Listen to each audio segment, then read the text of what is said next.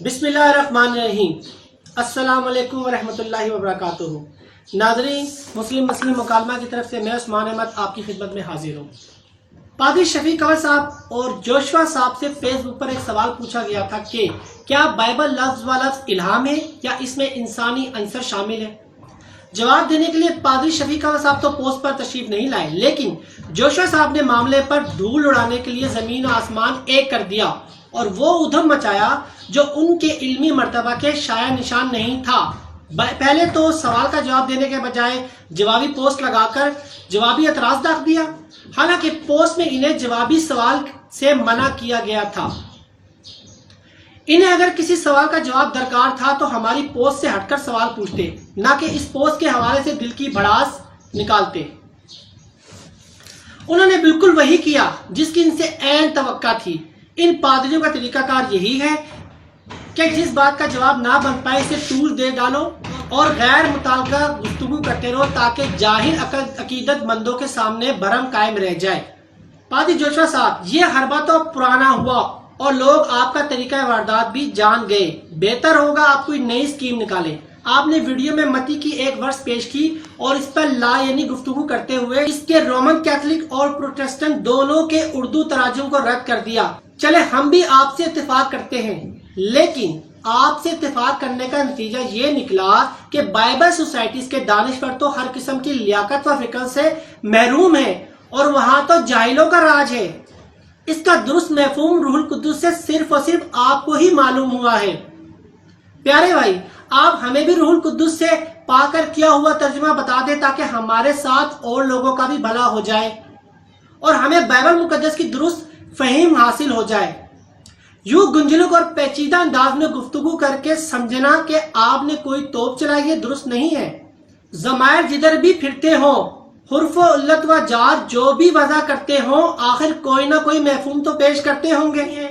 आप वही महफूम उर्दू में हमारे सामने रख देते। आपने फरमाया कि तराजुम पर रिसर्च की बुनियाद नहीं होती। शुक्रिया जनाब, आपने इंजील के यूनानी तराजुम को भी रद्द करने में हमारी मदद की।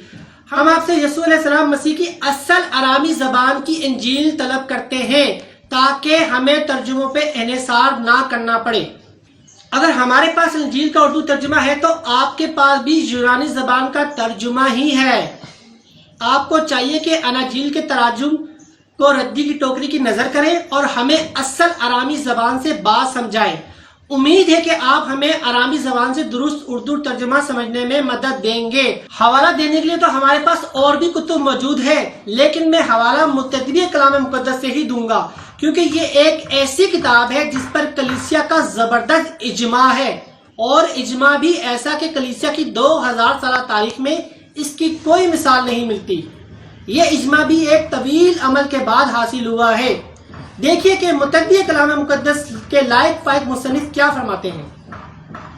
यस्सु की तालीमात और इब्तिदाई कलीसिया की तालीमात पहले अरामी जबान में जबानी दी गई, फिर इनका तर्जुमा यूनानी में हुआ। सफा नंबर 62 पे लीजिए साहब, जिस बुनियाद पर आप खड़े हैं वो तो सिरे से ही मुनद्दिम हो गई। उम्मीद है कि आप तराजुम से इस्तदलाल के बजाय सैयदना यस्सु अलैहिस्सलाम मसीह की असल जबान की तरफ रुजू करेंगे और अपने ही कौल को झूठा साबित करने पर कबर नहीं बांध लेंगे। एक बात आपने और भी इरशाद फरमाई कि खुदा का कलाम नबी की विसादत से दस्तयाब हुआ। इस जमन में आपने 2 सोर्सेस की बात की है, अव्वल खुदा और दोयम नबी। क्या आप फरिश्तों की मार्फत खुदा के पैगाम से इनकार करते हैं? अगर करते हैं तो फिर आपको बताना चाहिए कि मूसा अलैहिस्सलाम को शरीयत खुदा ने खुद बराह रास्त दी या फरिश्तों के जरिए। उम्मीद है कि शरीयत का फरिश्तों के जरिए दिया जाना आपको मालूम ही होगा। इस तरह क्या मूसा को झाड़ी में से आग के शोले में फरिश्ता दिखाई नहीं दिया? खरूज बाब 3 की वर्ष 2। अगर मूसा अलैहिस्सलाम को शरीयत फरिश्तों की मार्फत मिली और इस तरह जकरिया को पैगाम जिब्राइल फरिश्ते की मार्फत मिला और इस तरह मुकद्दसा मरियम को पैगाम इलाही जबरील फरिश्ते की मार्फत मिला, तो फिर आपकी बात की क्या वक़्त रहती है? आप अपने कम फहीम लोगों से वाह कराने के लिए जो सवाल हमसे पूछने के लिए कमर बस्ता हुए हैं, लाजिम था कि पहले अपने घर से इसका जवाब हासिल कर लेते। आप बताइए कि ये फरिश्ते खुदा से कैसे अहकाम वसूल करते थे? जो जवाब आप इस सवाल का दें वही हमारा समझ लें। آپ نے کیوں اپنے مسلمات کو پاؤں تلے روندنے کی قسم کھا رکھی ہے؟ اگر آپ لوگوں نے اصل اعلامی کلام اس کی اصل زبان سے ضائع کر کے تراجم کو اعلامی مان رکھا ہے تو ہمارا کیا قصور ہے؟ ویسے بھی انہیں تراجم کہنا بھی تکلف ہی ہے، کیونکہ عہد جدید کبھی اعلامی حیثیت سے لکھا ہی نہیں گیا۔ آپ کو چاہیے تھا کہ ایک بار پھر متدبی کلام مقدس کی معرفت متحدہ بائبل سوسائٹی سے پوچھ لیتے۔ عہد جدید کے متعلق متدبی کلام مقدس کے لائق مصنف فرماتے ہیں کہ اکثر لوگ جانتے ہیں کہ نئے عہد نامے میں متون اپنی نوعیت میں موقتی یا موقعی ہیں۔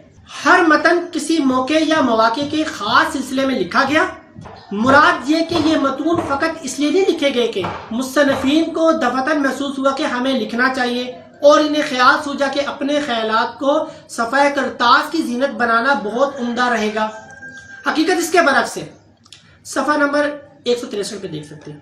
متدبی کلام مقدس کے فاضل مصنف نے یہ واضح طور پر بتا دیا ہے کہ لکھتے وقت ان کے خواب و خیال میں بھی نہیں تھا کہ جو کچھ ہم لکھ رہے ہیں اسے وہ معتبر اور سند حاصل ہے یا ہو جائے گی جو ان مقدس متون کو حاصل ہے جو یہودی عبادت خانوں اور ابتدائی مسیحوں کے اجتماعات یا عبادتوں میں پڑھے جاتے تھے۔ یہ کہنے میں کوئی خدشہ نہیں کہ سوائے مکاشفہ کے نئے عہد نامے میں کہیں اور ارشاد نہیں ملتا کہ مصنفین کو یقین تھا کہ جو ہم لکھ رہے ہیں وہ مقدس صحائف کا حصہ بن جائے گا۔ صفحہ 165۔ یہ معمہ آپ ہی حل کر دیجئے۔ جو کتب کبھی مقدس متون کے طور پر پیش ہی نہیں کی گئی وہ اعلامی کیسے ٹھہرے؟ آپ ہم سے بعد میں سوال پوچھیں، پہلے اپنے گھر سے مسائل تو حل کر لیں۔ ہم نے پہلے سوال پوچھا تھا، اصولاً آپ کے جواب کے بعد آپ کی تشریحات سے پیدا ہونے والے اشکال دور کرنے کا ہمیں حق ہے۔ اس کے بعد آپ کی باری آتی ہے، ہم ضرور آپ کو جواب دیں گے، لیکن پہلے آپ اپنے کوٹ سے بال باہر تو نکال لیں۔ وآخر دعوانا الحمدللہ رب العالمین۔ السلام علیکم ورحمۃ اللہ وبرکاتہ۔